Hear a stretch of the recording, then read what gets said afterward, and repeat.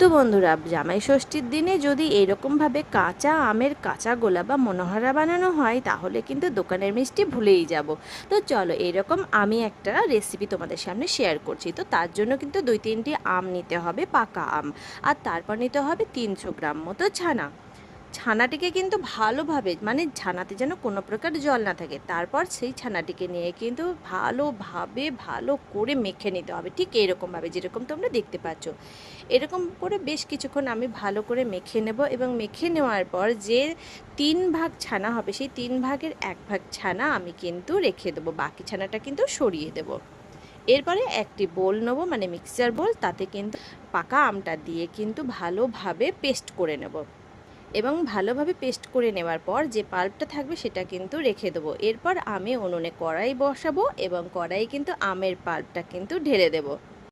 তবে কোনো প্রকার যেন জল না দেওয়া হয়, এটার দিকে লক্ষ্য রাখতে হবে। এরপর আমি সেই 3 ভাগের 1 ভাগ ছানা কিন্তু দিয়ে দেবো, এবং ছানা দেওয়ার পর খুব সুন্দর করে কিন্তু 3-4 মিনিট এভাবে নাড়াচাড়া করে নেব। নাড়াচাড়া করে নিতে হবে এমনভাবে যাতে কোনো রকমভাবে যেন নিচেতে দলা পাকিয়ে না যায়, আর একদম কিন্তু লো ফ্লেমে সেটা কিন্তু হবে। আর তারপর কিন্তু 1 কাপ মতো গুঁড়ো দুধ দিয়ে দেবো। গুঁড়ো দুধ দিয়ে দেওয়ার পর এরকম করে ভালো করে কিন্তু এটাকে নাড়াচাড়া করে নিতে হবে প্রায় 4-5 মিনিট।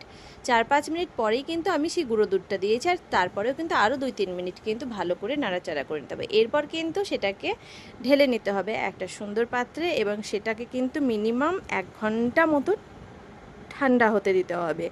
1 ঘন্টা মতো ঠান্ডা হয়ে যাওয়ার পর সেটাকে কিন্তু বাকি ছানাটার সাথে কিন্তু সুন্দরভাবে মেখে নেব, যখন দেবো একেবারে ঠান্ডা হয়ে গেছে।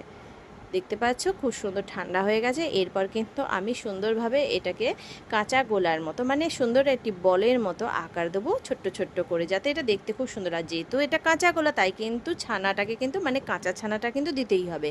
আর তারপরে গুঁড়ো দুধের সাথে এভাবে কোটিং করে নেবো। দেখতেই পাচ্ছ সুন্দরভাবে এটা কিন্তু কাঁচা গোলা বা মনোহারার আকারে কিন্তু হয়ে গেছে। তো আমার মিষ্টি রেডি। তো রেসিপিটি ভালো লেগে থাকলে প্রচুর পরিমাণে কমেন্ট ও শেয়ার করো।